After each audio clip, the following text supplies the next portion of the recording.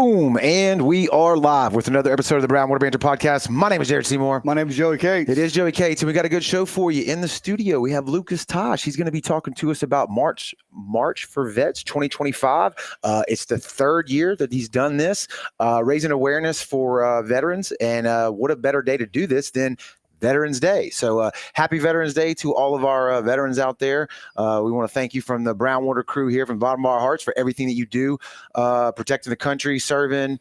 They don't get enough recognition. One day is definitely not enough, but happy Veterans Day. And happy Veterans Day to you, sir, as well. Oh, thank you. Thank you for stopping by. But before we jump in the conversation, before we start talking, we're going to thank the people that keep the lights on for us over here at the Brownwater studio. Dr. Robbie Williams over at Southern Magnolia Smiles, man. If you're looking for a great local dentist, they are located on Washington Avenue in Ocean Springs. You can look them up on the socials at Southern Magnolia Smiles on Facebook and Instagram. And 2025 is year to brush your teeth. So when you're ready to book that consultation, you can give them a shout at 228-215-1202 and tell them Brownwater sent you. If you find yourself in need of legal representation, yourself or someone you know, Taylor & Cox Law Firm is the one for you. They're right here on the Mississippi Gulf Coast. They're in Jackson County, George County, and Greene County. They specialize in felonies, misdemeanors, DUI, BUI, family law, divorce, child custody. So again, if it's yourself or someone you know needs someone to fight tooth and nail for them in that courtroom, give them a shout at 228-696-0111 and tell them Brownwater sent you.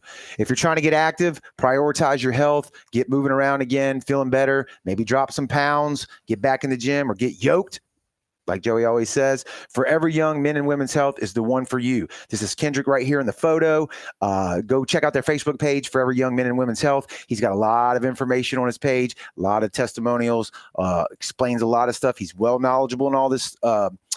Their motto is bringing medicine, health, and exercise together to help men and women live their best lives. So you book a consultation with him. He's going to draw some blood work on you. He's going to go over the lab values with you, see if you're hormone deficient, vitamin deficient. They specialize in testosterone replacement for both men and women. So if that's something that you've been thinking about, give them a shout at 228-363-6623. And again, tell them Brownwater sent you. And bringing up the rear here, I'm trying to do better at this. You can scan that QR code right there if you're watching us on the TV. It'll bring you right over to the Brownwater Banter shop. You can buy some of our merch. That's our Richardson leather patch hat right there. Help support the show if that's something that you're into. We got a lot of stuff on there too, shirts and stuff like that, tank tops, a bunch of stuff. So check it out. We'd appreciate it. Just don't order a lot because we haven't done inventory from Peter Anderson. That's what I was going to say. Yeah, we're just coming off of the Peter Anderson weekend, and it was a great weekend. We had a good time. It was a great event. Saturday was busy as hell. We want to thank everybody that came out and spoke to us at the booth. We had a damn good time. And like Joey said, we moved some products. So we were super happy about that. So, but now that's out of the way, Lucas, sir, thank you for stopping by this evening on Veterans Day and talking to us about your event. Let's do like this because we always do a terrible job. We wait till the end to actually share the information. And Joey, I think we may need to go over on that camera just a touch when you get a second. But I'm going to do it right here. So right out of the gate, it's November the 15th, which this is the 11th as we record. I'm going to go on a limb and say that's probably Saturday is the 15th. That's correct. Okay, I got it right. Perfect. This Saturday, November the 15th, the starting point, it says here, is at 7 o'clock in the morning in Pass Christian Harbor, which is conveniently located in Pass Christian. And the ending point is going to be at 3:30 that evening at the Government Street Grocery in Ocean Springs. So you'll be supporting Lucus Toche on his third annual March for Vets. And again, there's a QR code there. So if you're watching this on television, scan that. I got a sneaking suspicion that it's going to bring you straight to all the information that you need to know about. But Lucas, I'm going to let you just go ahead and break it down. How did this event get started? It says 3 years, right? Yeah. So this is the third year doing it. And, my wife, Megan, who you guys know very well and went to high school with and all that kind of good stuff, which is awesome. I got some great stories on you guys, by the way. I hope they're good. They are good. They are good. No, Megan and myself and a friend of ours, Sarah Reese, we were sitting at the Government Street Grocery.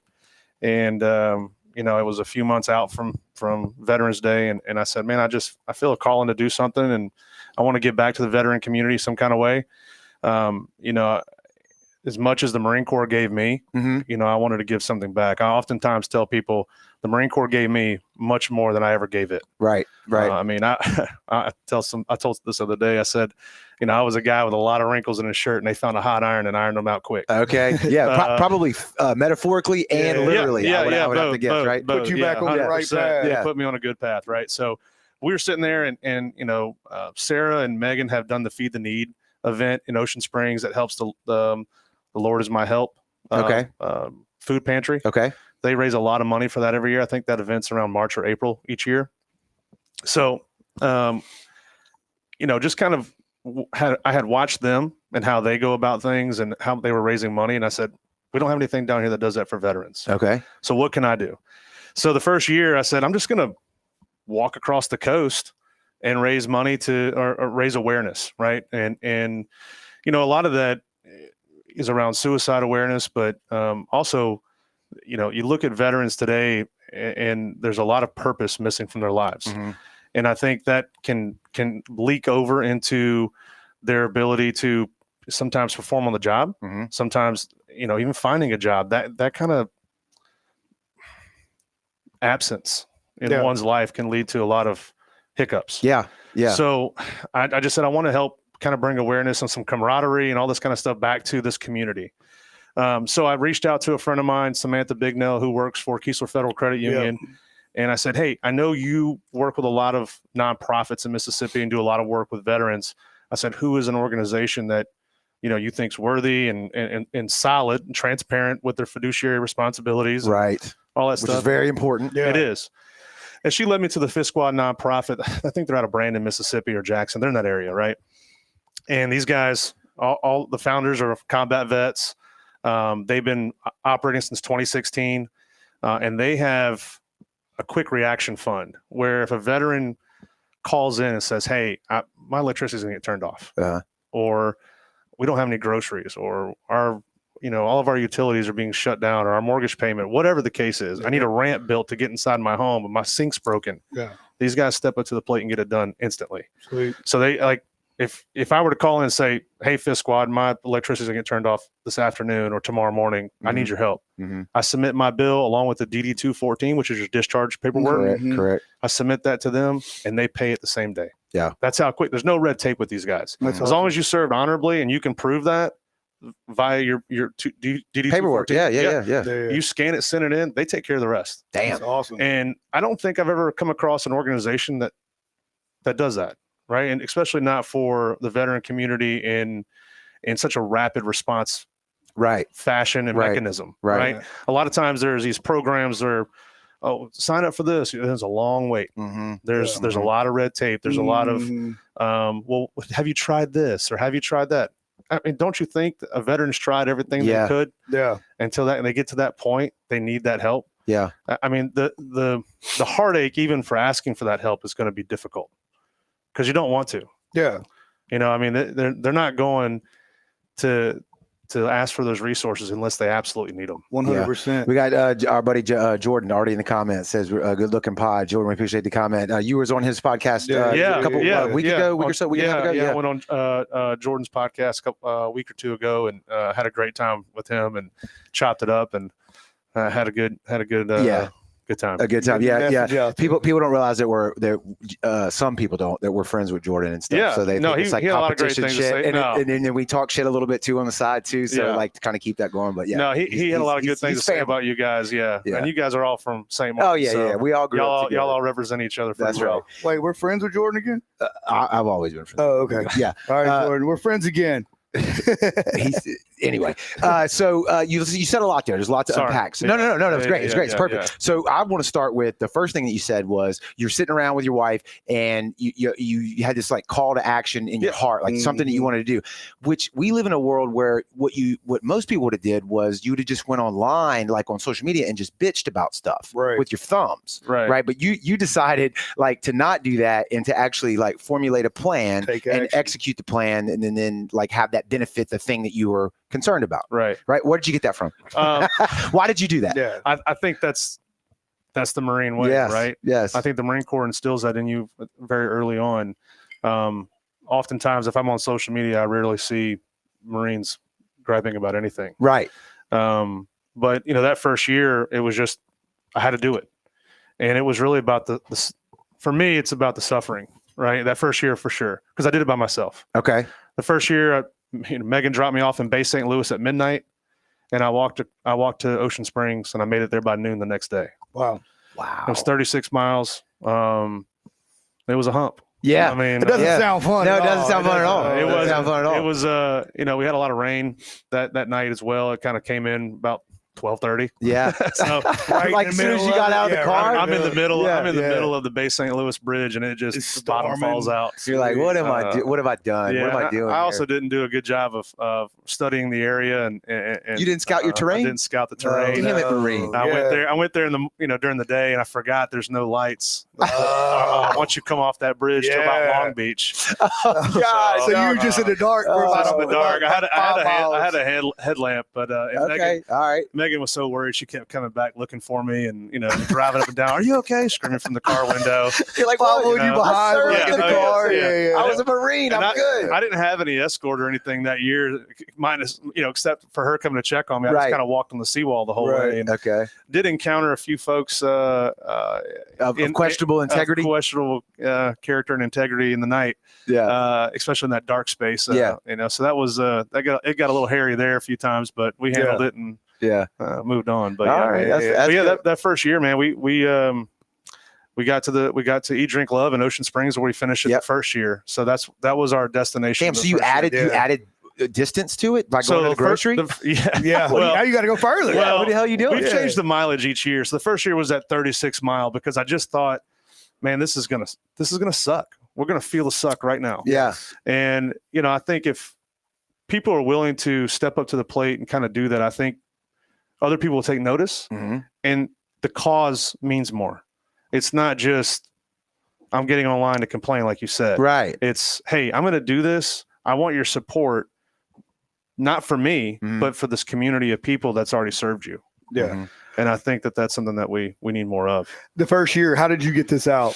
How did you say, "Hey, I'm doing this for awareness," or did you just go by yourself and go all in? We put some stuff out there on the internet. Right. We put a little bit of stuff out. Lauren Toronto at Eat Drink Love, Oh, yes. she was a huge factor in getting the message out for me, and, Right. and did a great job hosting us. Samantha Bignell did a great job of getting us on. She's everywhere. Yeah. Yeah. She put us out there on the news a few times and really got us some looks. And then the Fifth Squad, they knew that the money we were raising was going to benefit them, so it wasn't a surprise for them, right? I was in constant communication with those guys and had a great conversation with them. Really got along with those folks, and so they were beneficial, or they benefited us by getting the word out there, so Right. we could raise With more their money with for their them. reach. Yeah, Okay. 100%.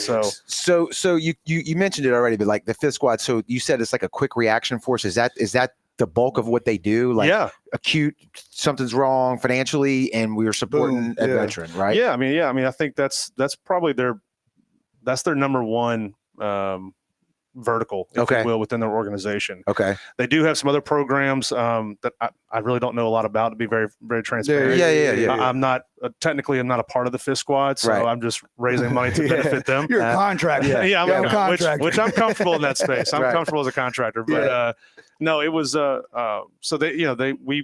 that quick reactionary fund is really what I know about them and how they handle things, and they do a great job getting it out there. It reminds me of the A Night in Blue event that just Yeah. happened a few weekends ago. I don't know if you're Fallen familiar with officers. that. Yeah. It's kind of the same thing where they raise money for well, it's not the same thing because it's officers that have first Passed responders, away. firefighters, Yeah. officers that have lost their life, passed away in the line of duty. Okay.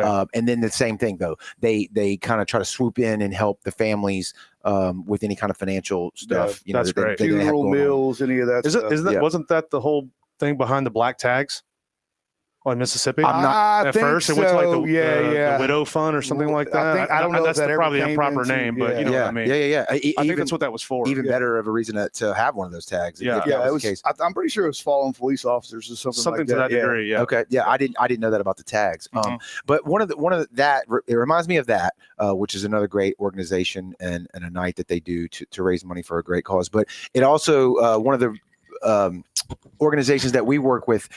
Again, we're not a member of it, kind of like you. But Contractor. we yeah, something like that. Contract Yeah. help. Is have you heard of Tackle 22? I have. Okay. I have heard of Tackle 22. That's like a fishing organization. Yeah, Helps veterans. Correct. It was yeah. started by a veteran. That's more our speed. Yeah. Okay. It started by a veteran, and it's just to get, veterans in the boat with other veterans and having them, have that release, getting off to, getting on the boat and having another person that's been through it to talk to, you know what I'm saying? And just have somewhere for these guys to go to and talk to somebody who's going through some of the same stuff they did. Right. Yeah. They take them out fishing for the day. And it's kind of like the way they framed it to us. If they want to talk, good. If not, you want to just fish and don't say anything. Yeah. Cool too, but like Joey said, the camaraderie of the guy who's been through it. No, that's like huge. That's huge. I've seen a couple of those organizations around the country. I think there's a fly fishing one that does stuff like that. And there's a guy in Mississippi that actually came down last year to do the ruck with me. So the second year, and I know we haven't got there yet, but the second year it grew, right? We had more guys. I didn't do it by myself. Well, it wasn't just you with Megan hovering around the street. No, and we did it during the daylight. So okay. We were we had an entourage the second year. We advanced the next year. All right, guys, this is what I learned last year. Yeah. This is what we're not going to do. Don't go this way. We're not going to do it this way. Yeah, lessons learned. We applied those in year two. A couple guys showed up that I didn't know. One from the Jackson area, I think one from Hattiesburg, and one from Meridian. Okay. And they just popped up. And then the Fish Squad had told them about it. They volunteered to come down and walk with me, which was great because you really got to have that camaraderie. Yes. Right? I got to hear their stories. I got to talk to them. And one of the guys, his name's Josh Acey. He started a hiking for veterans. Like I can't remember what the exact name is off the top of my head, but it's called Pack with Purpose or Pack for Purpose. Okay. And he takes guys out and does like a wilderness trail That's for cool. 3 or 4 days, and they go through their that camaraderie together, and they camp and hike and all that kind of stuff. So that's killer. It's all that kind of stuff it's so, and I know people think, oh, this is overdone. All these different events. A lot of people say that, for veterans, a lot, overdone. You hear it a lot. I've never heard that. You hear it a lot. Like you hear all the never jokes, heard that. and maybe it's inside of our own community. That's okay. Maybe we talk shit about ourselves. If it's y'all doing it, that's okay. I think it is probably us because that's most of the people I'm on the internet with. All right. Okay. And they kind of like today, they were like, how many people are hitting up the B-dubs and going over to Chick-fil-A? Right. All that kind of stuff, which is funny. It's funny to. Kind of if you're in the community, you can say stuff like that and all that. Yeah, but a lot of those guys are like, man, there's this stuff's overcooked. We don't need to be doing all this, but other folks that actually need it. Yeah, I think that they're not going to go online and say I need this. Correct. And I think we're missing that entire conversation, and I think that's another reason why I wanted to do this. It's like, hey, I didn't have these experiences that these guys had. Mm-hmm. Some of these guys that came back from Iraq or Afghanistan or other locations in the world, they came back and either they couldn't find a job, they came back to nothing, meaning that what they've left, what's going on, girlfriend, wife, whatever. Yeah. It could have been anything, is no longer there for them, or husband or boyfriend. Yeah, whatever, right? And they come home and life's empty, right? So they have to figure out a way to pick themselves up by the bootstraps, which many of them already have done. So they just got to find that will to do it again. But sometimes it's not that easy, and you need this like what you guys are talking about, the fishing outlet. Mm-hmm. You got to find that way to find that camaraderie. Mm-hmm. I mean, you think about guys like Chris Kyle, the American Sniper. Right. When he was doing what he did when he came back from deployment and was working with those guys in Texas, and that guy ended up turning that weapon on him and killing him. Yeah. Yep. I mean, that guy was suffering. The guy who shot him was suffering. Yep. And he committed an atrocious act against another fellow service member, but that guy was in torture internally, and Chris Kyle was there to help him. Mm-hmm.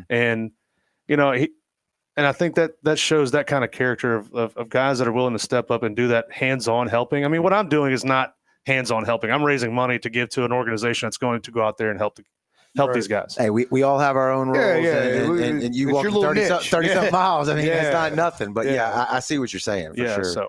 I was going to say, you brought up the raising money. How does that work? So they sponsor you? Do they go online? Or So that's a great question. So we have the QR code will bring you to the Fish Squad's webpage, and it's an event underneath their website, and you can go in and it'll have a buy tickets button or function. You click on that. You can sign up to Ruck with me this year. Oh, and I think it's $30 to sign up.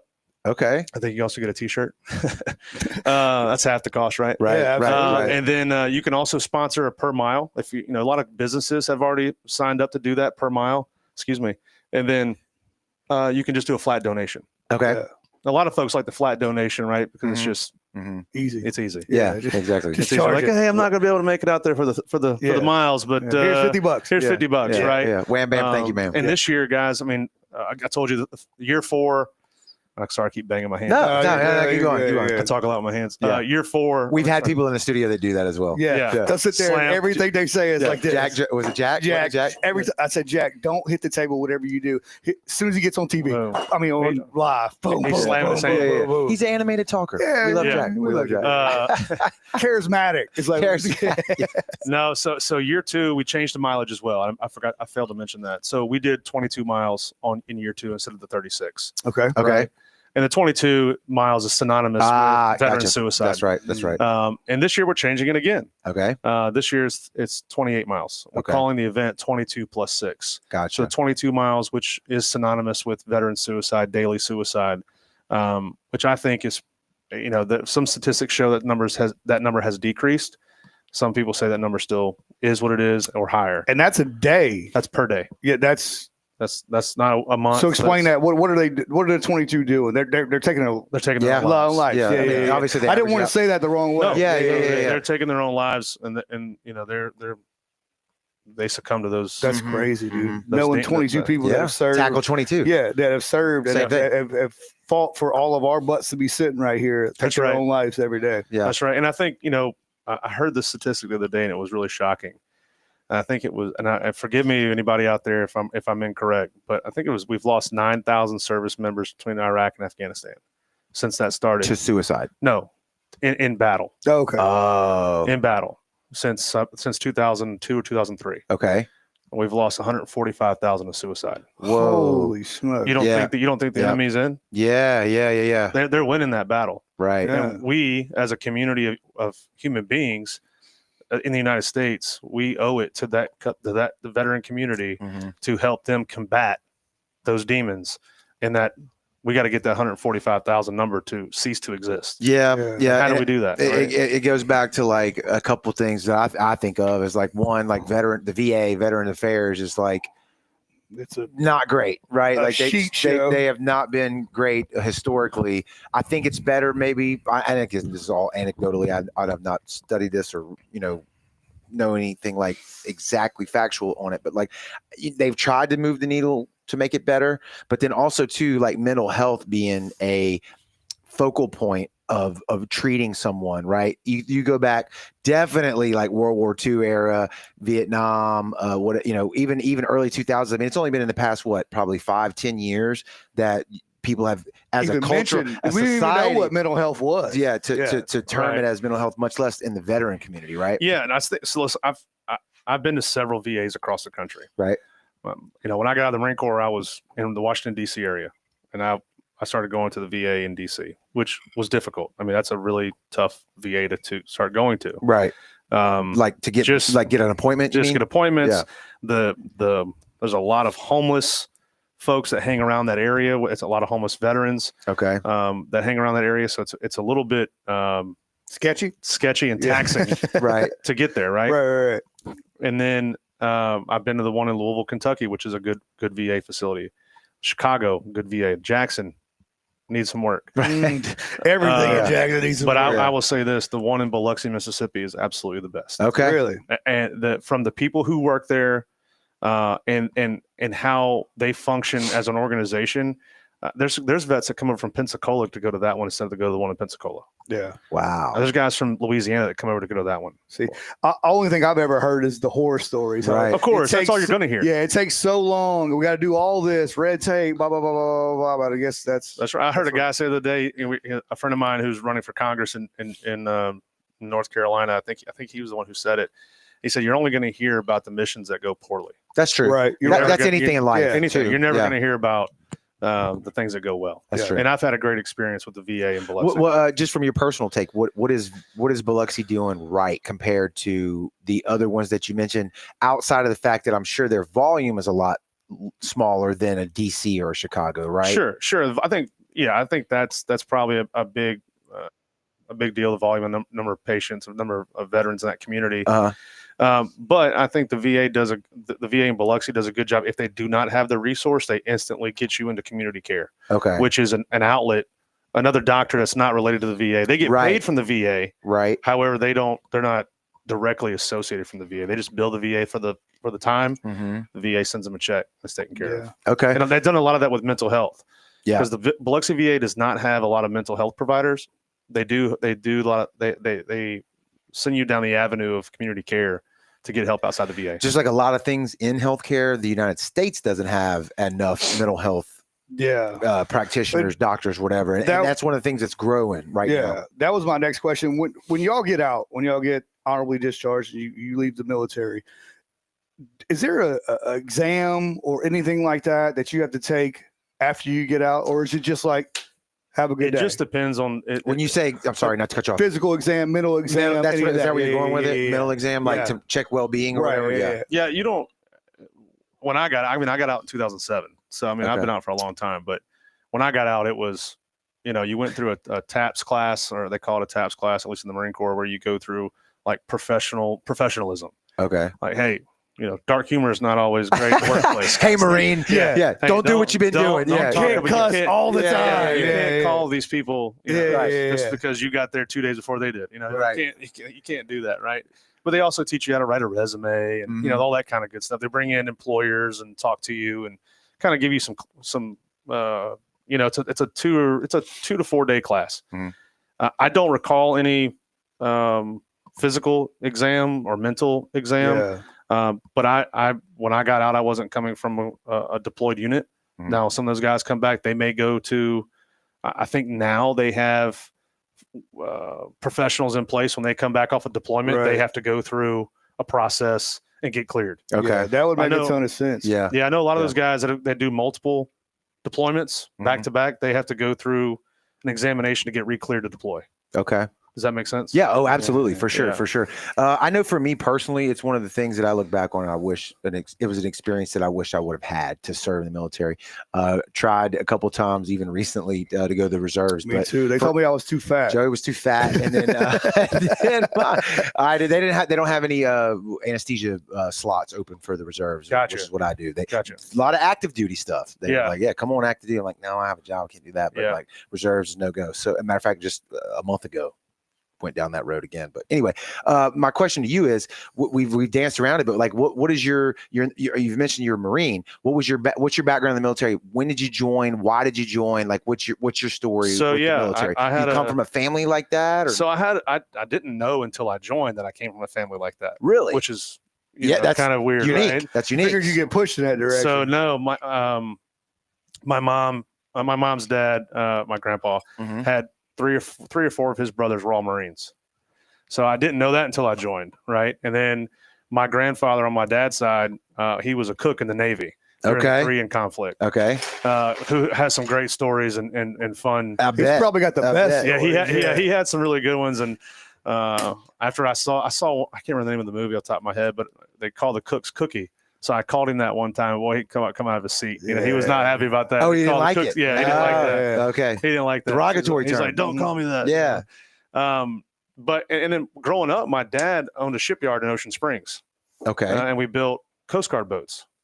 All right. So we built all the 21-foot boats in the Coast Guard were refurbished at Toche Boat Builders in Ocean Springs. Really? From I think 1999 to 2000 till Katrina. Okay.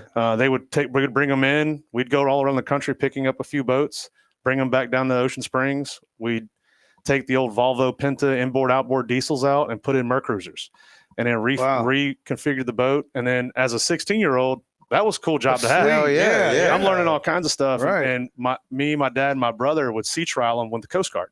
So the Coast Guard would come down. The Pentagon would send down these Coast Guard folks. Yep. And we would test 3 boats at a time. So we're in Fort Bayou. I mean, cutting.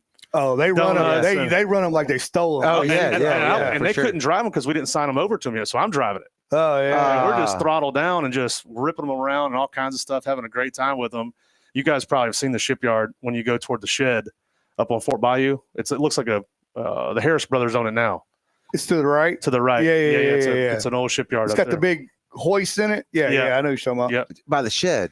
Going up As you- towards the shed, going up up Fort the Bayou, up Fort Bayou. Up the waterway. Yeah. Okay. If you go to the shed, up the wall. Oh, I'm sorry. I'm thinking Across from the on rope boat. swing. Gotcha. Yeah. Yeah. Gotcha. Back to the sanctuary. Okay. Yeah. Okay. Yeah, so we used to swim across that rope swing all the time as kids, but Yeah. but no, and then so I tried to go to school and didn't do well, and Straight out of high school, trying to go to college. Trying to go to college. Okay. Had some issues, and didn't know how to control some anger. All right. We've all been Common there. story. We've all Yeah, been there. we've heard Used stuff to- like used that. to Yeah. Used to like to use my hands a lot. Right. Yeah. That didn't go well. Right.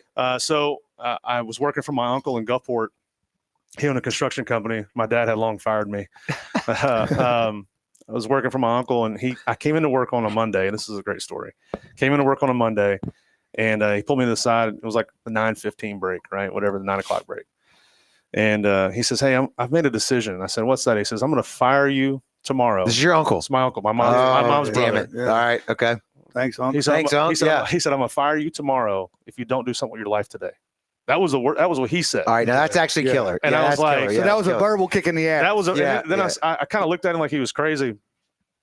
And I said, "What do you mean?" He says, "You're the kind of guy that would sell his truck for a tank of gas. That's where you are in your life." And I was like, that's the kind "Damn." of brutal truth you needed, though. I needed it bad. Right, Yeah. right. So I needed it bad. So Yeah. I said, okay. So I was just driving around. Damn, but he only gave you 24 hours? Well, he wanted me to have a plan. He might have known you needed that type of like That constraint. deadline. Yeah, that I needed that deadline. Yeah. deadline, If I give him a yeah. week, he won't even think this is a threat. Yeah. So I was driving around, probably getting a little stoned. Yep.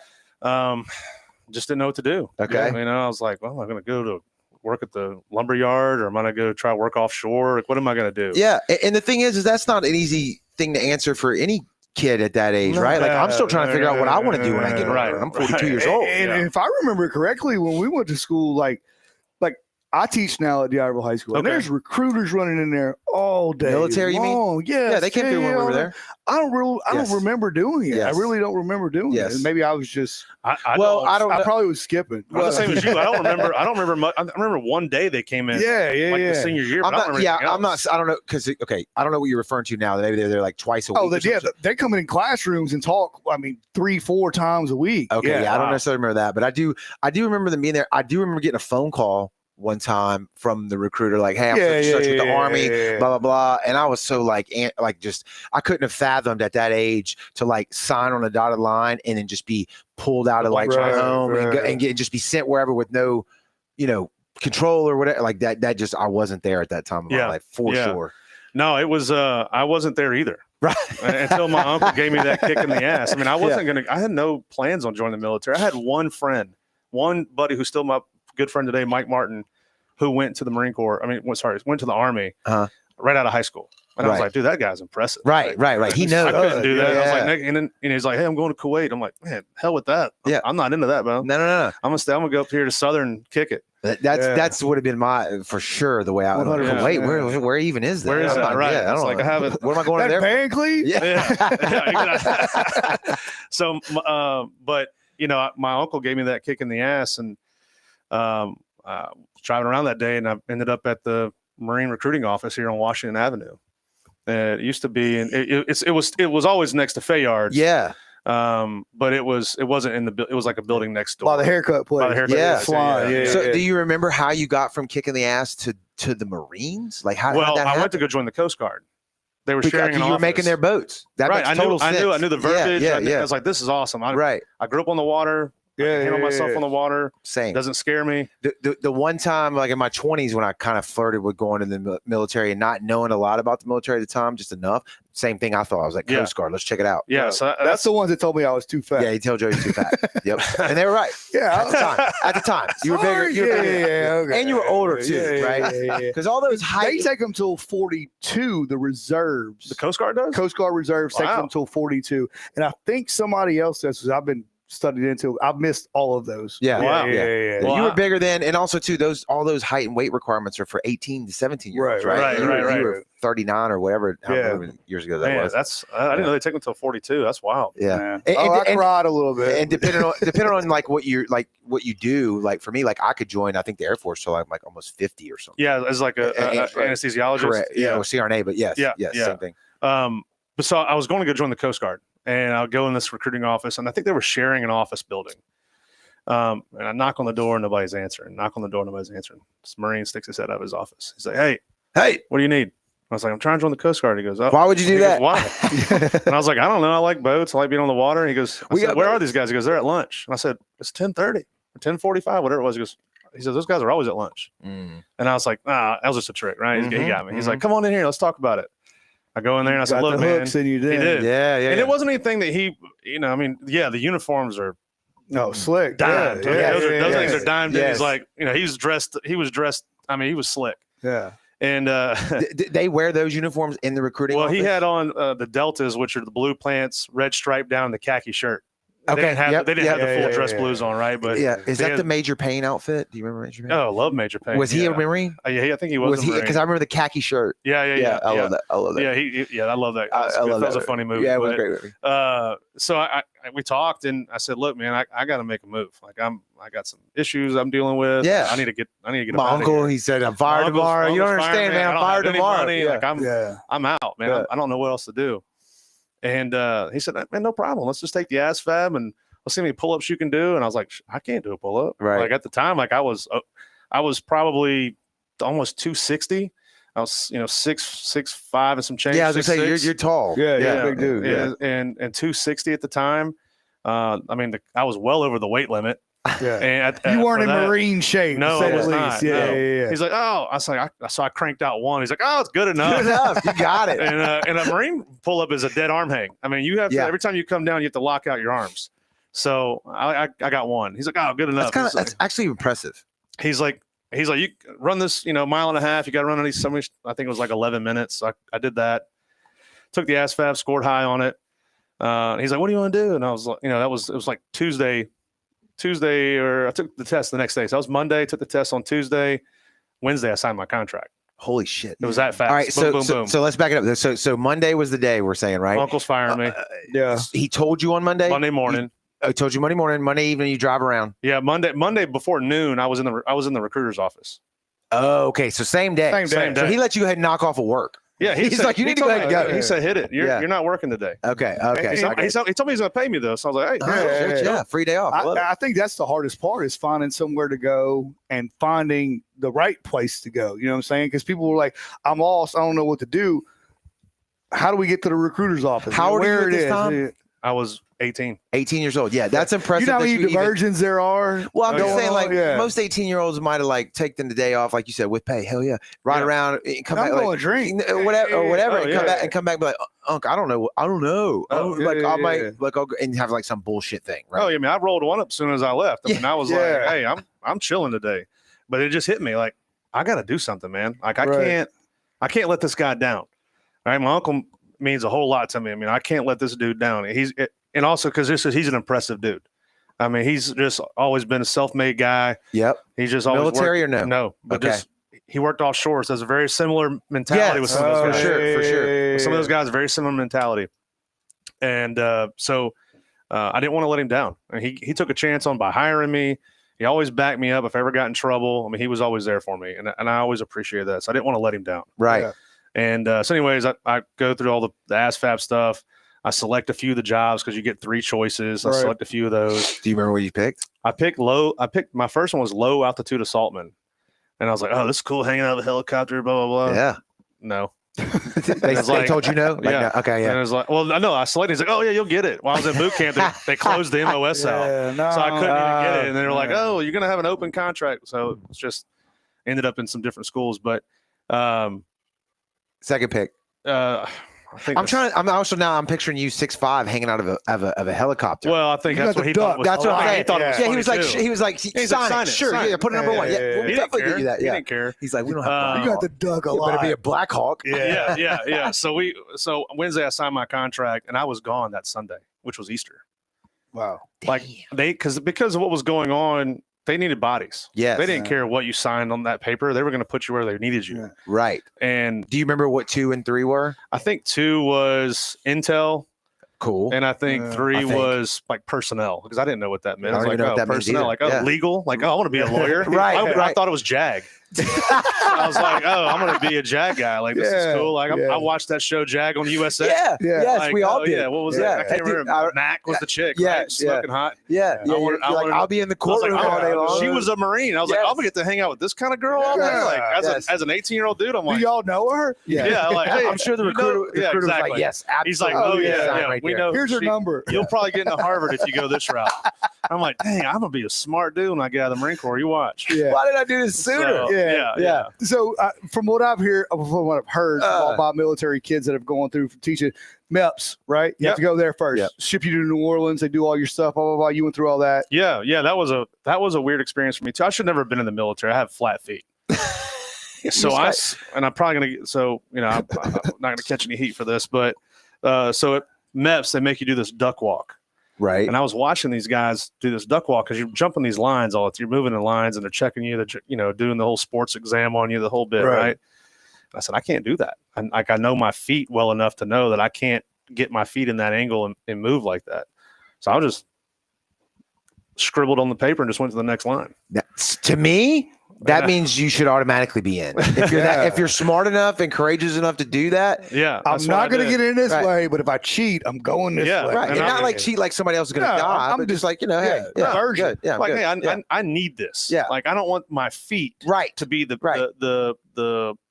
the penalizing factor Correct. where I don't get to do something that now I have my hopes set on. Right. Like, because then you're in this. I went to one what they call, I think it was called like a pulley meeting, which is like the kids who sign up, they get to go to a meeting, right? They all hang out together. They go to a meeting, they run or exercise or whatever. I went to one meeting, and everyone's like, "When are you leaving?" I was like, "Sunday." They're like, "Whoa! Like, how'd you get at that?" I was like, "I don't know. This guy told me just to take it. He'll put me in any of those jobs I selected." That's So, right. That's right. He fast tracked me because he could see fast tracked me. potential. He saw potential, right? Yeah, That's what I told everybody. Top of the class. Oh yeah, Pretty much at ASFAB, they said I was like probably an Einstein or something. Yeah, I might build a new bomb. Yeah, I was Who like, knows? hell, exactly. They're gonna put me in a nuclear program and nobody's gonna know. No, but so I did the MEPS thing, and they were like, oh, he's gonna have a height and a weight waiver. You're too tall and you're too fat. mhm. Yeah, I'm like, man, these dudes. Right. So right before I get on the bus to leave to go to the airport, my recruiter is like, hey, don't get upset if they pull you into the remediation platoon when you get there, remedial platoon. Yeah. And I said, what is that? They're like, well, if you can't pass the initial strength test, you got to go work out for 6 to 8 weeks, and then they put you in regular Yeah. boot camp. You're like, So what about that pull up that I did? So, exactly. What are you I was like, talking about? man, I said, nobody told me about that. I'm not trying to go extra because Marine Corps boot camp is 13 weeks. Just That's 6 more weeks on before that you would have had to do. correct. Yeah. So I was Yeah, like, yeah. oh my God. So I'm sweating it. Yeah. Right. We get to Paris Island, get off the bus, all the screaming and everything happens, all that process, which is wild and kind of funny now to look back on. Yeah, but when you're 18, right? Like oh, that's It's got to fire you up, right? Yeah. I felt pretty fired up because you grew up in a shipyard. It's rough. You've heard it. You've heard it. Yeah. You know how to get screamed at. You know how things matter. You know Cuss loud words for noises. breakfast. Right. Yeah. Right. Cuss words are Right. that's Right. you learn that right away. Yeah. You know what the crap detail is too, picking up cans or you're cleaning up after the guys or whatever. But anyways, the initial strength test comes up and I'm like, man, I got to pass this, and I don't. And I'm like, oh my God, I got to go back 6 weeks. Luckily, the numbers were short during that cycle. Hey, I had we need this- some people. Yeah. I had Yep. this really tall, yoked black dude who was my senior drill instructor, and it was like an NFL draft. He was like, I'll take the big one. And I was like, yes. And I was fired up. So I was like, yeah, I'm going to do it. And I ended up being our platoon honor graduate and finished number 1 in my group. So there you go. which was pretty cool. And I went from 260 to 187 in 3 months. Are you serious? I was Wow. lean. I bet your family thought you had cancer. Yeah. My mom said the only reason she recognized it because I was the tallest one there. Yeah. She's like, that's the only reason. So, 260 to what? 187, I think, is what my last weigh-in was. Jesus. Smokes. They put me on 70-something pounds. they put me on half rations when I first got there, so I couldn't eat as much as everybody else. which is not a lot to Wow. begin with for the military. No, and they let me sit down last. I mean, not let me, made me sit down Yeah, last yeah. because when the first person's done, you're all done.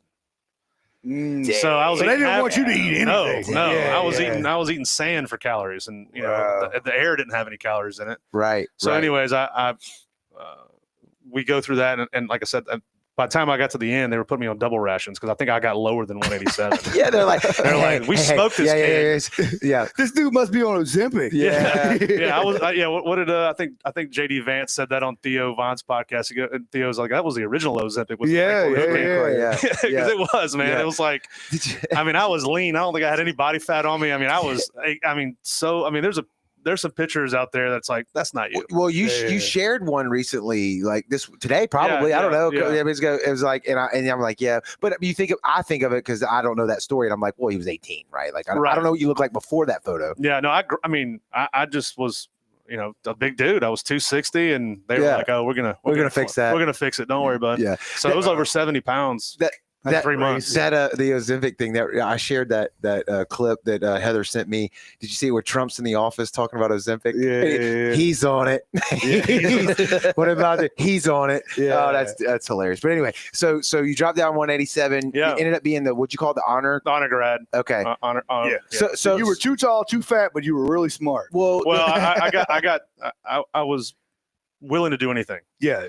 And I think that was, I was down to be punished all the time. And it was whatever you wanted me to do, I'm going to do. I'm not going to question it. And I think being from the South really kind of played in my favor.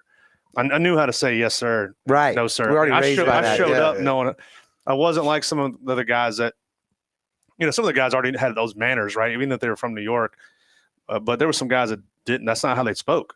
Yeah. So we got there. It was a new language. Or the psychology of respect in the sense of like, who the hell are you to make me tell you, sir? Yeah. I'm not doing There that. was some tough We- guys. I'm Billy kinda like- Badass. Yeah, you might not like it, but like we know, like, yes, sir. Yeah, You know there what I was some tough guy stuff. Like, and we saw guys, piss their pants when the drill instructor got in their face. Like, hey, this ain't Yeah. summer This ain't camp. your mama's boys. house This here. ain't Yeah, summer You camp. ain't Yeah. so tough no more. Yeah, he ain't Yeah. so tough. But that's why I think the Marine Corps does a good job of weeding out those type of people. I think we had 85 guys. I think we graduated with 42. Damn. So it's just So like, you either conform or you get out of the way. yeah, Yeah. you're just not, you're going to get, they recycle you to try to give you another chance. But 'Cause they imagine, still need the bodies. right. Imagine that though. I mean, you're 6 weeks in Yeah. and you're not to where they want you to be, or you get an injury while you're there, you got to get recycled back to another platoon, or you're just going to go home. And, I mean, and the whole thing starts Which is all not over which with, is right? not like, hey, it's okay, go home. It's like that's No. bad. It's not. I mean, yeah, I don't think you don't get a dishonorable discharge or anything. It's just like, hey, you got your general discharge separation. Like, you're out. Gotcha. See ya. Gotcha. But yeah, it was wild. What do you think that you said the black gentleman that big dude you said Yeah. he picked you out, like he saw potential in you? Is that I what you think think? so. I think he was also from Georgia, so I think he kind of recognized that I was from the South. Okay. My accent right away when I was Right. saying yes, sir. Yeah. Did he shake your hand and say, go dogs? No. I probably would have been like War Eagle. But, Right. No, and he and I had an interesting relationship. He made an example of me first day. Yeah, Right, have to. I mean, Biggest yeah. guy. Yeah, Well, absolutely. We're not. And he was big. I mean, he was like 6'3". He was a big cat. He picked me up. I'm pretty sure by my throat, and my feet weren't touching the ground. That's how it got. I mean, and they said, "Oh, they can't touch you." Well, Yeah. all They right. can. Well, back in them days they could, and I think they can again now. They can again We've now. They turned it just all the way around. We're Yeah. flipping that back around, know, and it's not anything that's supposed to be. It's not trying to kill you. Right. They're trying to, I love that clip in Full Metal Jacket where Gunny Ermey is telling that recruit to choke himself. He goes, "Not with your hand, with mine." That's right. And he squeezes it. I think that's the mind game. Yeah. It's not really to harm you. It's really to check you, and then to get you kind of in line with what they want you to be. Especially if you're going to be in the Marines, you're the tip of the spear, Right. right? If you can't get yelled at a little bit and Yeah. maybe choked, Yeah. like how are you going to go through like Come a on, war bro. situation? Yeah, You two know what I weeks mean? alone by yourself. Yeah. And I think the Marine Corps does a really good job of preparing folks for war, right? They just I'll be very, very upfront. I did not deploy as a United States Marine. I deployed as a contractor. So when I Okay. got out, I became a contractor for the Fed, for the government, Okay. and deployed with them. Okay. because the unit I got attached to did not deploy. Okay. I was in. Yeah, we never got to the point in the story where you got your MLS. Or Yeah. whatever, So I go to I ended up at a the Intel route. all right. And did not fare well in the school process. Okay. I wanted to go in the PsyOps world. That was kind Sounds of badass to that me. was kind of what the angle that I wanted to go to, just because of the way it was presented. So I was like, they're like, hey man, we're gonna recycle you into the legal role. And I was like, oh cool, Jag. yeah, exactly. I knew I was right. Still was hot thinking chick, that. hot So, chick, hot chick. anyways, all that is to say, I ended up working for the Marine Security Guard Battalion, which is an embassy group. Okay. Their direct mission is to support the Department of State's long range planning and embassy security. So that's what we were doing. But you didn't have to go overseas at any embassy. No. No, I did not as an active duty Marine. Gotcha. But when I got out, 'cause I had an injury, got out early, and then I went to work for the Department of State directly. Okay. Which was a great opportunity for me because they knew who I was because they saw me at the schoolhouse. We were in a training environment. So they knew who they had some familiarity with who I was. Right. They heard I got injured or I had some issues there. I got out and they said, "Hey, can you come work for us?" I said, "I need a few more months to heal up, but I'll be good to go." I had a training incident. It happens from what I've watched and listened to. So I go work for the Department of State underneath the Marine Security Guard group because that's who owns that budget line for the Marine Corps is the Department of State for that particular function. Mm-hmm. So I went to work for them and then deployed with them in some of those embassies across the world. Okay. Got a chance to see some of that. And then I ended up working for a few intelligence organizations and then got to deploy with them as well. Nice. Okay. That must be wild. Those Yeah. embassy, I've heard crazy embassy stories. I'm sure you I mean, probably have more than everybody I have else. a buddy of mine that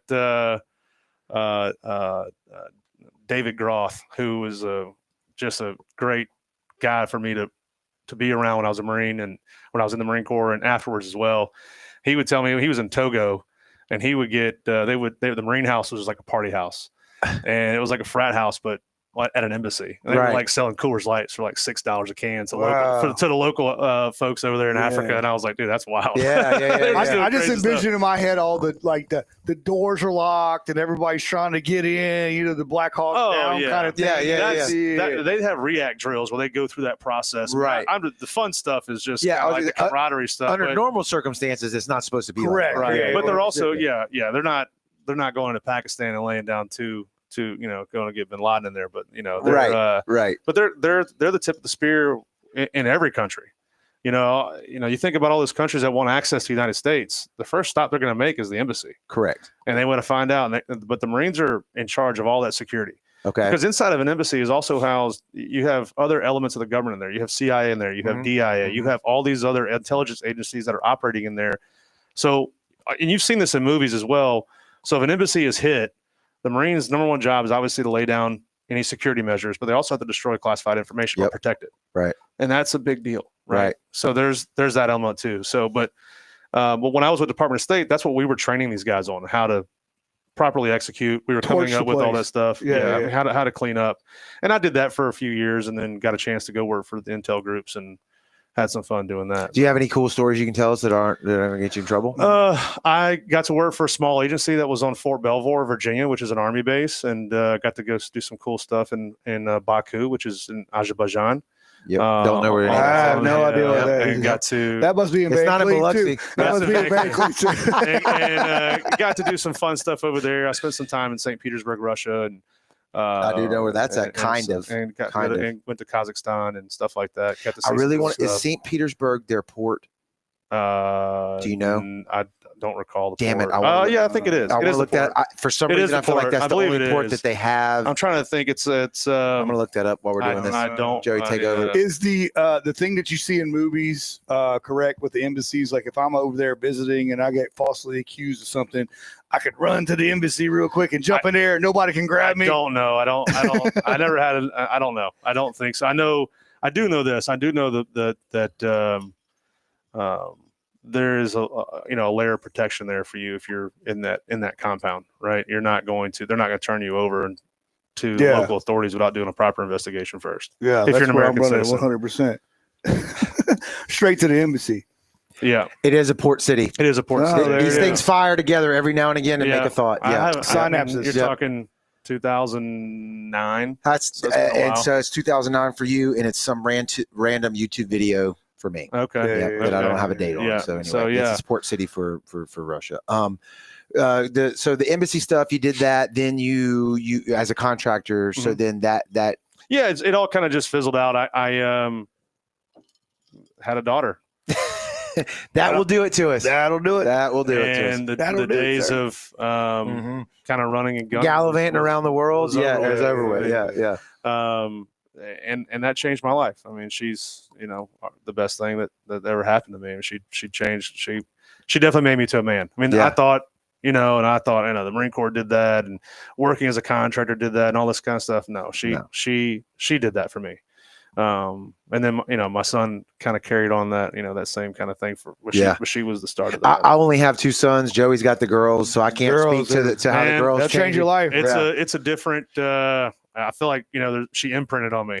Yeah. From the first time she opened her eyes, and I was like, I'm done. Yeah. I'm cooked. Everything else. Here's is my different. wallet. Yeah, take it all. I don't care. Take it all. And right. she lives in Minnesota with her mom, so she doesn't live down here. But so I hadn't seen her in almost over a month, and I was just getting kind of fed up with it. And I flew up on Sunday and got to spend the day with her. Oh, that's killer. awesome. Yeah. And we went. First thing she did, wants to go to Mall of America and go shopping. We were there for That's how they 6. do it. We were there 6 That's how hours. She's they do it. 14.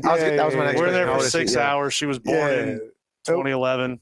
Yeah. Yeah. So we you was spent- in Lululemon for 5 hours. That's Yeah, where well, Mom we went used to go. the garage, Lululemon, all Yeah. these. I mean, just God, I'm so nonsense. thankful. I don't even know what any of that means. Yeah. Yeah, that's great. I love it. I FaceTime my son. I'm like, I'm.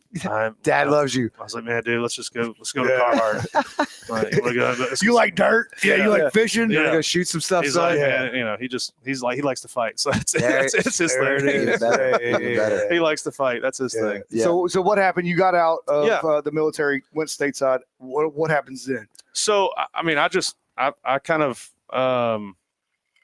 stayed in the government contracting world for a long time. I learned the business part of it. Mhm. I had a great Marine that took me underneath his wing.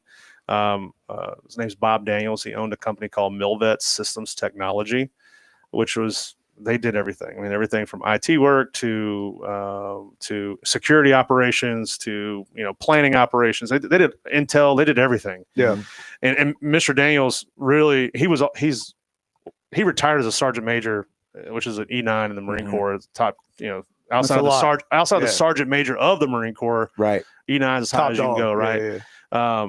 He was in Vietnam, Purple Heart, Wow.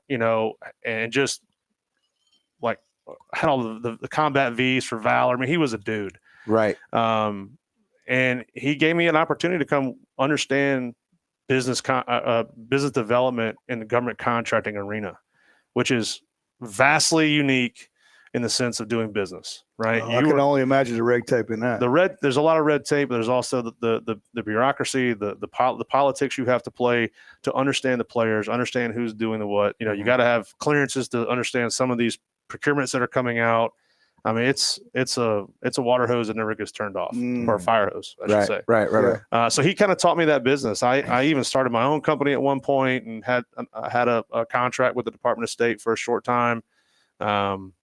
And then, kind of worked in and around that arena in DC for, 12 to 15 years. Damn. Okay. Yeah. Okay. So you spent some time up there. Yeah. I was in DC for a long time. Yeah. I've been there once, and to visit, I loved it. Couldn't believe the cost of the real estate there, and that was in 2014. It's stupid. Now. Yeah. Went to Arlington, was like Beautiful. blown away. Could not even believe what that was about. I mean, that's something.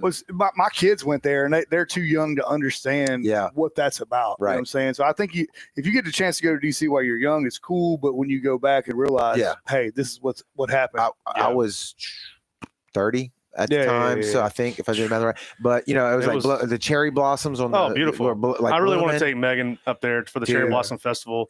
It's beautiful. It was. I mean, it it's a sight really, to really see. was. Saw JFK, the flame, the Yeah, I've eternal heard it's flame or whatever. cool. I heard there's not a lot of trucks. There's a lot of electric vehicles with small parking spots and all the other stuff not like in that. 14 so much, but the Tomb of the Unknown Soldier got to watch the changing of the guard. That's really cool. cool. It was. There's a lot of great things about DC that are unique that the normal person doesn't know about. Yeah. I mean, there's a lot of cool. The Department of State building, for example, there is a floor in that building, the main state. They have a bunch of ancillary buildings around the area that are unmarked, but the main state building has I think it's the 7th floor, and it's not marked on the elevator, but you have to like walk up a wooden staircase, and you're in the secretary's office, and then adjacent to that office is a room where all these gifts were given to the United States. It's like the largest rug in the world is in that room. Single seam. The original painting of George Washington for the dollar bill is in that room. Oh, damn. The Magna Carta is in that room. I mean, all kinds of really cool Yeah, stuff. We're about to get shut down. Yeah. We're about to get shut down. There's a lot of cool Is that stuff. a helicopter? Yeah. There's a lot of cool stuff. I mean, it's just stuff like that you can get tours for that you don't know you want to tour, right? You don't know that stuff exists. And that's where like the president, I don't know if he does now, but used to watch the fireworks from that balcony and stuff like that. So cool stuff like that. When you live there, you get an opportunity to see that kind of stuff. Yeah. So it was pretty cool. Let's bring it back around to the march, because you mentioned at the very beginning of this too about like people like the veterans that y'all are trying to help, the ones that are probably suffering the most. I know that you said like financial for the 5th squad, they do financial stuff. Yeah. But a lot of these veterans get out, the 22 number. Let's focus on that. Yeah. 22 number. So they get out and they lose this sense of purpose, the camaraderie that they had inside the military. Just from listening to your story, it's blatant that you didn't have that issue. It sounds to me like you went straight out of the Marines into the contract, and like you said, then you had another mentor that kind of helped you out, the real world. right back into the real world, Yeah. and kind of guided you through stuff. What do you think it is with these guys? Like, I guess for me, like having heard a bunch of stories from different podcasts to what you're talking about now, it is the camaraderie, right? It is the purpose, whether they come into it kind of like in your situation where you had an uncle that kicked you in the ass and said, you got to figure this out. You got to do it right now. And kudos to you for figuring out that quick. Yeah. That was quick. Or somebody that comes from even worse, right? Like didn't have that mentor person looking out for him, maybe was avoiding jail, maybe was avoiding Their only way out. Yeah, whatever, right?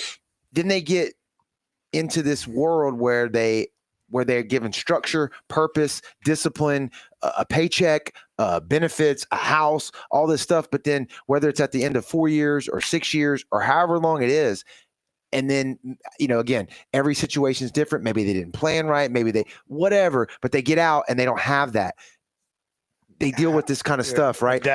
What is your take on that as far as like, not how do you prevent that? Because that's a loaded question. Like, there's no way to really answer that. But like, you are in the military. Like, so how do you see those guys? Like, why do some people go through that and others don't? And I guess is that why these groups are so important? I do think that's why these groups are so important. I think these groups are key to, they're paramount to the success of the veteran. Okay. Right. Because,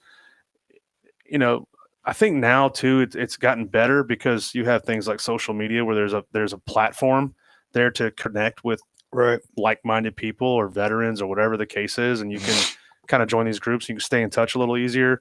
I was talking to a buddy of mine today. I said, man, I wish we had and I'm glad we didn't have smartphones when we were in, because we could take, we weren't taking selfies all the time and we were just doing our thing. Right. If you had a disposable camera, well, you got to, whatever. What is this guy doing? He's weird. Yeah. Why are you spending your money on that? What are you going to do with that? You get paid the 1st and the 15th, like $800 a month. Like, what are you doing?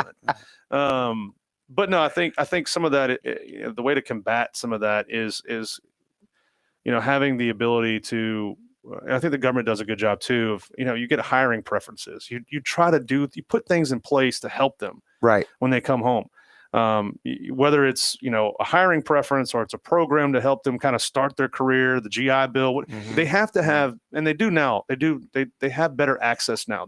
People are better informed now due to technology. Correct. Right. I think, I remember whenever I did get out, I had to bring my medical record, a hard copy, 6 volumes. They want you to make 6 separate copies to the VA to then run it through the system to then get me in. Now it's all shared. They share with each other. It's no killing less trees. Right. Yeah. Right. They're not like, oh, well, there's no guessing. Right.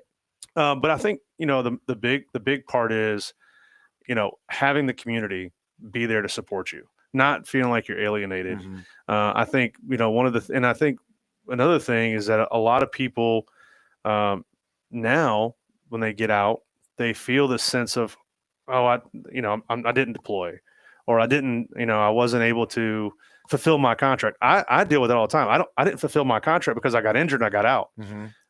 It's a mental mind.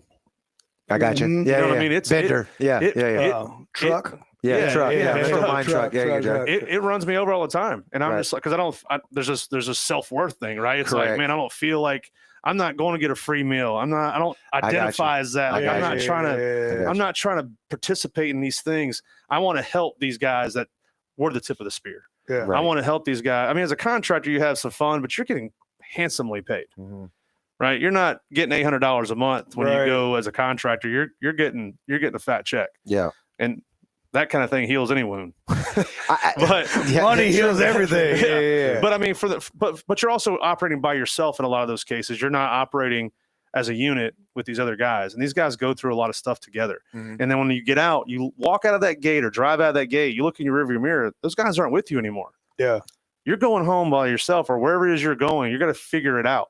And I think if we don't have these kind of programs, Catch 22, the Mhm. people like the Fifth Squad, the Pack for Purpose, all these things to re-energize and install the camaraderie to that community, it will get lost. Yep. Yeah. And that will be a detriment to the veteran community. Yeah. Did I answer your think question? I don't know if I did. No, or you not. did. No, you Yeah, absolutely yeah. did. You absolutely did. I think like we went to World War II and now they're the greatest generation ever. And then we went through Vietnam and then everything. Military started looking like a dirty job. You know what I'm saying? Like once they Shit. got back, you know what I'm saying? They Throwing stuff. You that was should have been Vietnam. over there. That was Vietnam. Yeah, it was Vietnam. yeah. Yeah. Is that upticking or is it still looking like? I don't think. I mean, I had a really good conversation with a buddy of mine this weekend, and we were discussing, a fellow Marine, and I, the other Marine was like, I was here when the towers fell, and I was, this and this and this, and he's beating his chest, and that's awesome. You do that, man. You deserve it. You earned it. And the other guy that I talked to had been on like 50 missions. I mean, he's a A dude. He's a dude. Yeah. He's a operator. Right. He's not just a foot guy. He's an operator. Right. And he's like, so what? His thing is like, it doesn't matter if you were there, if you weren't there, like you signed up to cash a check. If the government didn't select you to go cash that check, then that's also okay. He kind of brought that full circle. It's like, hey man, if you're willing, Correct. I get what you're saying. I'm with you now. Yeah, Yep. yeah. if you're willing to go stand on those footprints, Yeah. you're willing to go anywhere. Well, like Yeah. when you signed on that dotted line, and that guy probably manipulated you a little bit, just a tiny bit. You were willing to. I mean, you were going wherever they told you to go. Yeah. Right. And you did sign up for that, and that could have easily have meant the tip of the spear, storming a beach. Doing whatever. Right. You, Yeah. you put your name on that. You anticipated- could have said after the fact, like, oh, you know what? Like, I didn't know that's what you meant. I'm out. Like that. No, you no. could. I mean, Like, that would have been bad. Listen, I signed up. I mean, they told me like, hey, you're probably going to be in Iraq in 6 months. Correct. Like, okay, like Right. I don't care. I don't even know where the hell Iraq is. Right. At that time, I didn't know. Must be in. Must be in It's Van Van Cleef. Cleef. Van Cleef. There it is. Yeah, There it yeah. is. So I didn't know. I just was like, whatever. I got to get out of here.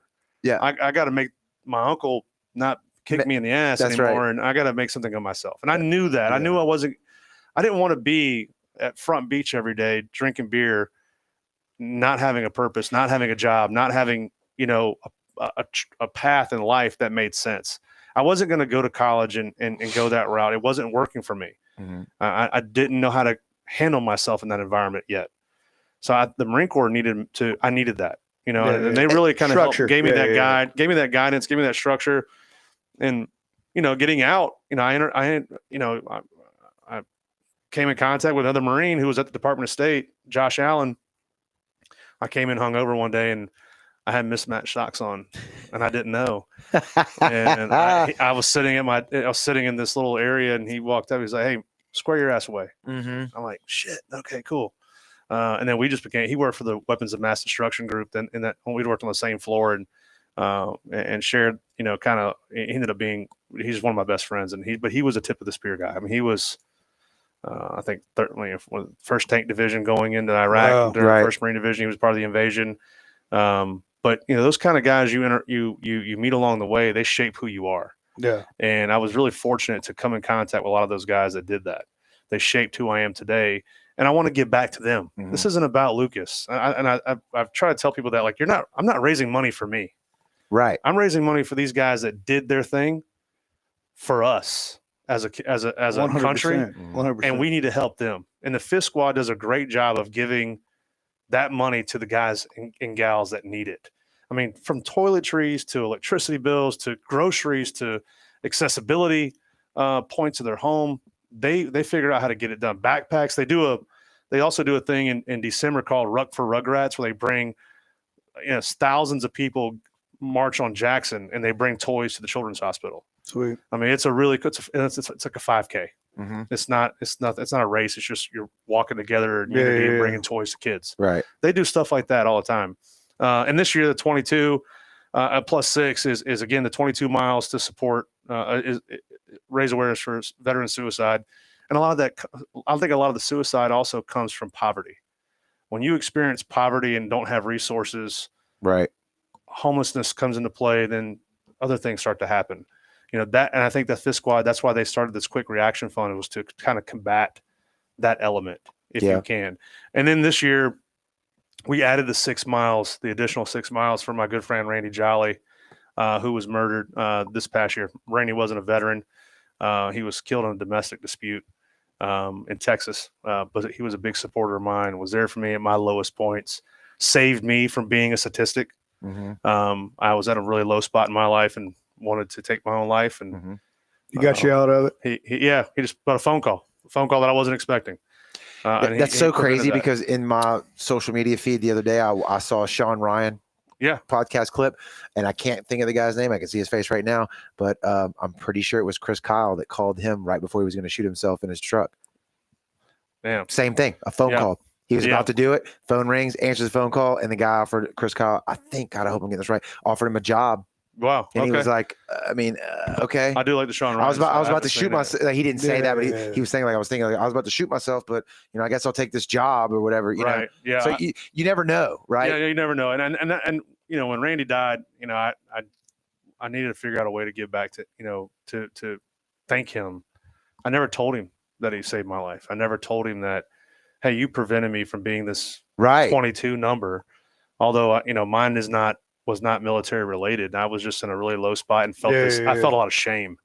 I think I still deal with that. The shame of not deploying with my brothers. Really? And I think it's a mine truck. Because you want to be there. You feel that sense of, even though you get to go did it later and got to do some fun stuff as a contractor. I never had that experience with my Marine brothers. Well, let me say, as a guy who again has never served in the military, but kudos to you for one, having enough. Your ego's not so big that you go around beating your chest for the wrong reasons without having deployed, but also too that you realize that, and you're still willing to go out and raise money and do what you're doing right now and put yourself out there because you did sign up for that. Just like you just said, you didn't know where you were going to go when you signed that dotted line, and you did do it. So that's cool, man. And thanks for sharing that on cameras right now too. I appreciate that. I appreciate you guys letting me come in here and talk about it. And we want to raise that extra 6 miles is for Randy. For me, that's a way for me to say thank you. Yeah. So we got. I will say cheers to Randy. Cheers to Randy. Let's cheers to Randy. Cheers to Randy. There you go, right there on the show. I want to ask again, going back to you though, and with your uncle, what do you think it was with you that made you go in and excel like you did? Because I think. Excuse me. I think a lot of times the people that I know in my life and things that I've seen, whether it's the military or not, I think people that, especially men, I can't speak to women as much, but like men, if you lack purpose or direction, that is like the worst thing that could ever happen. Mm-hmm. And even the guy that you look at and you might say, man, that dude's a loser. All he wants to do is smoke weed all the time or get drunk and get hot, whatever he's doing. Especially at an early age, it's a little bit harder at our age, but it still happens, But that at that 18 to like 30, 28ish, whatever, he might act like he's having fun. He may think he's having fun. He may even say he loves what he's doing. But unless he's actually moving forward in life, yeah, he's internally he's struggling with some shit. Yeah, right. yeah. And the ones that really go off on the edge, it's usually, I think, this is my personal opinion, that they don't have purpose. They don't have direction. Do you think that's what it was for you, that your uncle maybe saw, and because you respected him enough to like not like disregard what he was saying, is that why you think that once you latched on to the military, the Marines, that you excelled in it? Well, yeah, I think I didn't want to let him down. I mean, I think that was he the guy in the back of your head the whole time? Oh yeah, Screaming. him and my dad, right? Okay, I was gonna say, because I think my dad and I we butt heads a lot, right? Yeah, we've all been there. We've all been there. He's passed away now, but prior to me joining the Marine Corps, we would always. I worked for him, he'd fire me. I worked for him, he'd fire me. And that's a weird relationship to work for your dad. Yeah. I never really and a very hard business. I mean, the shipyard business is hard. You're gonna get your. I mean, it's rough. You gotta have thick skin. Your feelings can't get hurt. It's just work. Yeah. And I'd piss him off, and he'd fire me, and I would show up late, half cocked or whatever. There you go. I'm putting people at risk, Right. And so he kind of was like, "I'm done."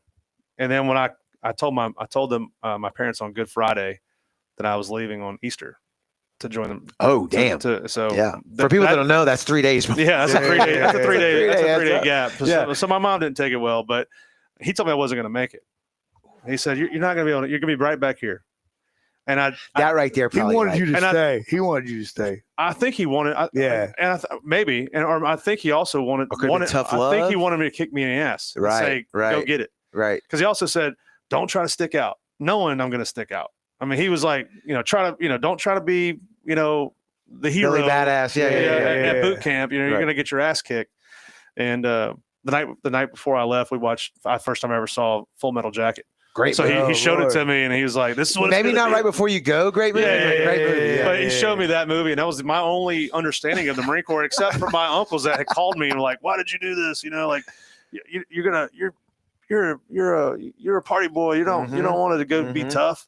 And I'm like, "Man, what are you talking about? Like, you don't know what I'm capable of. Yeah, like I'm down here, like I'm handling my own around here. That's right. I've been doing some things, but I hadn't. I mean, I just was thought I thought I knew what life was about, but no.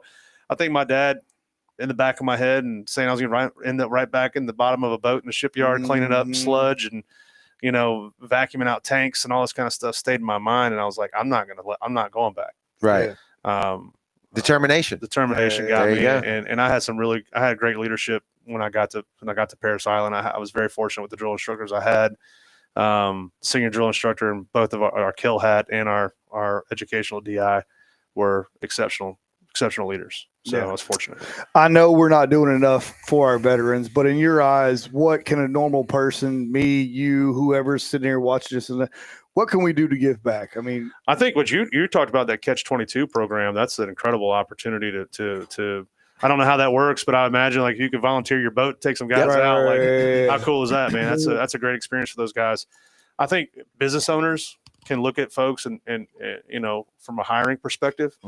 I would, if I owned a business, I mean, I would be, make that a focal point of my organization. Yeah. I know if I'm looking at somebody who's coming out of college or somebody who's coming out of the military, from an operational perspective, I'm going to hire the person coming out of the military 100%. because they have real world experience.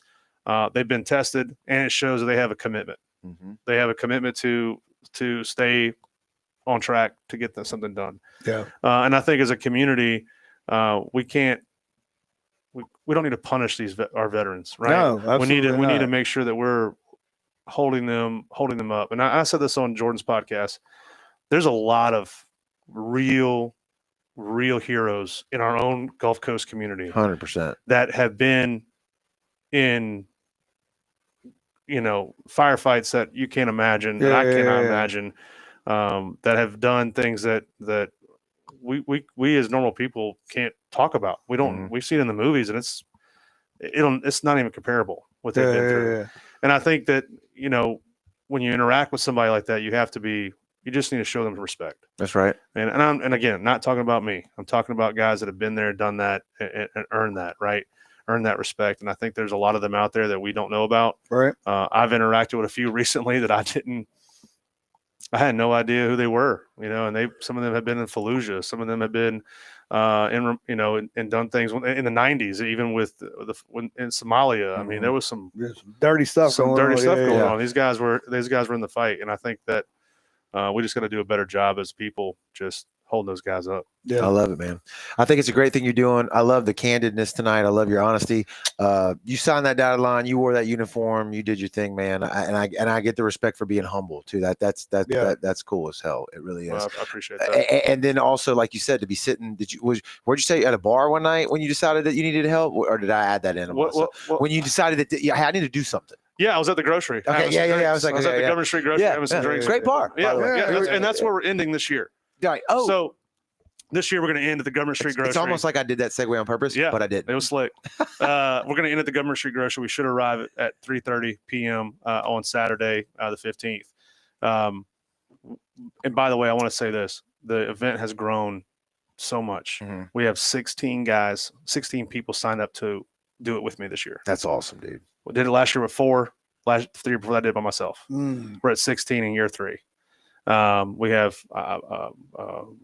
police escorts down Highway 90. We're hoping the shutdown will get completely resolved so we can get some equipment from the military at Camp Shelby and at the CB base to stage a static staging at the Government Street Grocery, so we can get kids out there and get them taking pictures with the equipment like Humvees and stuff like that. Cool. So that would be super cool. Yeah. Also want to give a shout out to the Government Street Grocery. Pat, who owns that restaurant and bar, has opened his arms to us. He is given, when we arrive to the time they close, all the profits go into the Fifth Squad nonprofit. That's killer. So if a beer is $5, and it only costs him $2, we're getting the $3. Yep. And I think that's going to be a huge number for us at the end of the day, because if you don't want to donate online, I get it. Come down and have a beer with us. That's even better. You can donate through that. Yeah. You could donate through that and sit with some camaraderie. Invite a veteran if you know a veteran. Invite them down there at the end of the day. Come have a beer with us. We're doing it for them, right? Come, let us enjoy their company. Let us hear their stories. Let us give them the freedom to talk about whatever it is they want to talk about if they want to. Right. Or just come down there and shoot the shit and have a good time. Yeah. I hate to bring this up, but when you go to the grocery, you have to show proper ID, correct? Because we have to show proper ID when we do our fishing tournament. And I hate the term stolen valor, but there's a lot of people that kind of tiptoe into that. Are y'all doing anything for that? I mean, to take a picture with a veteran? No, I'm talking about to actually show that you're a veteran. No, you don't have to do anything of that, because all the money, it doesn't matter who's buying the beers. It all goes back. It all goes to, it doesn't all the patrons, anybody who purchases anything there, all the money goes to the Fifth Squad. Okay. The Fifth Squad is the only organization I don't have all the people who sign up to do this ruck, they're not military. Yeah, they're just regular folks. Did you think you thought he was saying something was getting given away at? I thought that. No. This goes to the nonprofit. Okay, I'm sorry. I apologize. All the money goes directly to the nonprofit. I have no fiduciary responsibility. So at the end of the day, when they calculate all the money from the grocery, the grocery's going to write a check, give it to them. And also Eat, Drink, Love in Ocean Springs, the 701 Lauren Toronto spot. Her husband, by the way, John Reeves, is also an Army veteran. Okay, solid dude. But they have been doing a roundup program for me for the last 3 weeks for our campaign. So if you go down there and buy a sandwich or buy a lunch or buy a drink, you have the option to round up and go donate to March for Vets. And she'll cut a check to the Fifth Squad nonprofit. Awesome. So we've really got some good folks helping us out around the community and just being there for us. I love it, dude. I love it. So if somebody still wants to sign up or whatever, like you said, $30, I think to march with you, can they still do that? They can still do that. I think we're going to cut that off on Thursday. Thursday at 5 p.m. It should close off. I'm looking. I'm trying. Today's the 11th. It's Tuesday as we record, so Thursday would be the 13th. I don't know when y'all listening to this at on the replay, people. But so Thursday they're going to cut that off. If they want to, if it's right now and they want to do it, how do they get to you? Go to the Fifth Squad nonprofit site, the Fifth Squad Mississippi. You'll go underneath the events tab. You'll go to the March for Vets 22+6. I did drop the events tab in the comments right now. So that's on Facebook, YouTube, and Rumble if you're watching it on there. You can click right on that and go to what you're talking about. You can hit buy tickets. And you can select the donation package that you want to do. One of those is sign up to Ruck. Okay. And you can sign up, pay your $30. You show up at before 07. Yep. We're stepping off at 07. I'm not waiting for anybody. All right. So if you get there at 7:01, you better Hurry. step Better it out. catch up. Yeah. Better step it out. Yeah. Yeah. What's your pace on this? So my normal pace is I'm just tall. I mean, Yep. I have We have a I wingspan. usually about a 4.3 mile an hour pace, but with that many people, it's going to be a little slower. Okay. I will say, I think we're, as we'll probably accordion out a few times, For but sure. during the route, we're walking down 90 across the Ocean Springs Bridge, and then we'll get down on the front beach and kind of come up Washington and down Government to get to the grocery. That's how we're going to complete that 28. But along the way, there are a few restrooms that we'll stop and, we'll rally there, wait for everybody to kind of catch back up. And then we'll stop at the lighthouse. And then then folks have also signed up just to do the 6 miles for Randy at the end. Okay. And damn. Yep. Randy's mom, Miss Jean, reached out to me, and she's going to come out and join us for those last 6. Damn. That's awesome. And that's Damn. pretty cool. Yep. I didn't even tell her I was doing it. She just kind of heard and called me and said, "What are you doing?" Yeah. That kind of thing. But we're gonna meet at the Veteran Memorial next to the Hard Rock at the Small Craft Harbor. There's a Yeah. small veteran. Yeah. memorial right there. Yes. Right in front of the small crowd. Yep. Yeah. We're gonna meet there for the last 6 miles. So folks can just drive there and wait for us to show up, and then we'll hump that last 6 together. Sweet. That's Damn. awesome. That's killer. How long can you donate on the website? All the way up till day of. Okay. All the way up till day of. Okay. Yep. 100%. All right, dude. I don't know. I That's love it. killer. I love what you're doing. I think it's a great cause. I think it's a great thing to do. Plans to go for next year? Yeah. We're gonna do the 22 plus 6 is gonna be forever. Okay. As long as I can still go, and hopefully somebody will take it from when I can't go anymore, right? Yeah. Well, you got a few years left. I got a lot. in you. I got a lot yeah, left in the yeah, tank, yeah. and listen. You don't even have to bring a ruck if you don't want to, right? You don't have to put on a pack and walk with it. You can just come and show up and just wait. Now, are we Yeah. while we're rucking? Are we talking? Are we Yeah. chit chatting? Yeah, we're talking. AirPodding it. What are we doing? I don't What are we doing? I don't ever AirPod it. Sharing Okay. stories. Yeah. Just camaraderie. We're walking together. We're not walking in formation. We're Okay. going to keep it between the navigational beacons. Yeah, Right? We're going to yeah. walk in the lane, Yeah, but we're not going to form it up and all that kind of stuff. I can hear the Forrest Gump. When I had to go, Yeah, I went. Yeah, we're gonna have a good friend of mine, Kyle Palmer, Marine. He's a Marine Scout sniper. He's gonna be there. He's now a minister here in Ocean Springs. Damn. He's gonna be down there. He's gonna pray over the group before we step off, share the word of God with us, and then we'll step off. And he's also gonna do the 28 with me. I love Sweet. it. Dude. I Yeah. love it. That's Yeah, killer. yeah, yeah. What are you packing personally? I pack my pack out with some moving blankets to fill it out, and then I put some dumbbells in there and stuff like that. Oh, so you're actually adding weight on purpose? Yeah, I want it to weigh. I want it to have some. It's good. So what's a ruck? 30? I think it Five? could be between 35 and Yeah. 100 pounds. If Okay. you want it to be. All right. It's all up to you. All right. So mine's going to probably be about 45 to 55. All right. That's 3 Gatorades and a bottle of ibuprofen. Yeah, right. 800 milligrams. Yeah. And have you been training? That was my Yeah. next question. So I a buddy of mine, one of the guys that did it with me last year, Josh, AC, he's like, man, just every day, just walk a 5K. You'll be fine. I'm like, so I didn't do it every day all year, right? But I've been training probably since late July, just kind of getting ready for this. Okay. And doing as much as I can. I did a 5K this morning with my ruck on, kind of knocked it out and had a really good pace and knocked it out fast. What time? What does that take walking or rucking? Excuse me, rucking. Let's see. 5K. I did it. 3.2 miles, right? Yeah, 3.2 miles. So I did it in like 45 minutes. Okay. Maybe a little more. But that was. Yeah. And I mean, it was stopping for traffic. So what about anybody that's listening to this and like, I'm just going to show up and do it? Stretch. Stretch. Hydrate. Stretch. Hydrate. You're right. Hydrate. You don't realize Hydrate. like how important Hydration. stretch. Anybody who is currently doing it, you need to hydrate. Starting Thursday at noon until you go to sleep Friday night. Because there's no stops for water along the way, right? You can bring water with you. Yeah. yeah, you pack bring in water. your pack. You Yeah, can pack it with you. And there's a few restrooms, but I advise don't drink any coffee the morning of the event because you're going to be in a jam. Yeah. We We had all that know what happen. coffee does. We had that happen last year. To one of the guys, boy. and Oh, make sure boy. your boots are, your shoes are broke in. Yeah, I was going to say, not brand new, probably. Blisters Not brand for new. days. Yeah. Yeah. And listen, you don't have to wear combat boots. You don't have to wear trail boots. I've been wearing boots the past couple of years. I'm not wearing them this year. I'm wearing tennis shoes. Yeah. I'm wearing some Asics and getting out there and letting it rip. So, All right. but yeah, that's it. It's awesome. I think it's great, man. Yeah. It's awesome. I'm glad you stopped by this evening. Come chat Thanks with for us. This is a having me, great guys. conversation. I knew it was going to be cool. I do want to apologize though on Megan's behalf to you, Joey. She told me a story that she sabotaged you the year you could have been Mr. St. Martin. What should we dive into that? She, What is- she diverted votes to another Joey, and he won. Let me just put it to you like this: he deserved it. Yeah, I deserved it. We're all I deserved we're it. all better off for it. I can tell you She that. did tell me that she diverted those votes. Yeah. It's water under the bridge. Let's see. It's in the comments right now. I already dropped the link. If you're watching this on the live or the replay, just click on there. It's the March for Veg 2025. Donate.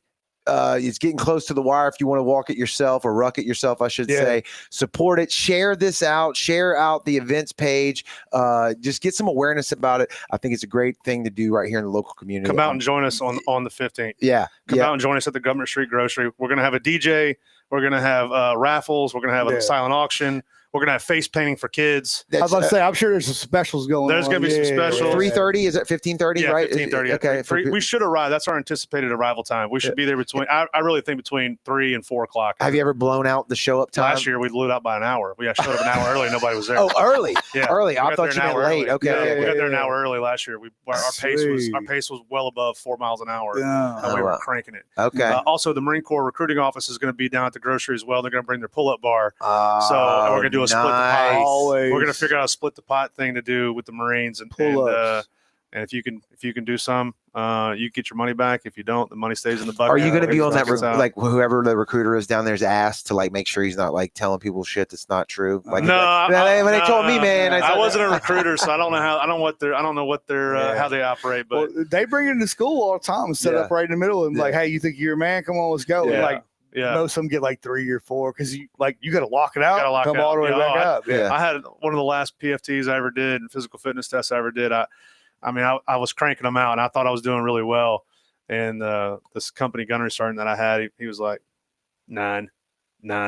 Like I'm like, man, I'm like 36. No, it's not. I thought I was at 12. Yeah. He's like, you're still at 9. Drop off. Yeah. You know, whatever. But you kind of run into that. But I think it'll be fun for the community to kind of have that experience. Absolutely, awesome. Thanks, brother. Thank you for doing what you're doing in the community, man. You know, we love that. Absolutely. There's not a better cause out there to fight for or support, represent. Get on the website and donate for sure. Absolutely. So thanks everybody for watching on the lives and the replay and tuning in. Support this cause, share it out, talk about it, mention it to somebody, let them know what's going on. That's this Saturday. Or come join them. Absolutely. Yeah. And just show up to the grocery and just buy more drinks, whether that's alcoholic drinks or not, because it goes straight to the cause, all right? the food, all everything. Yeah. Win-win. Yeah. All right. If y'all keep tuning in, man, we'll keep doing them, and we'll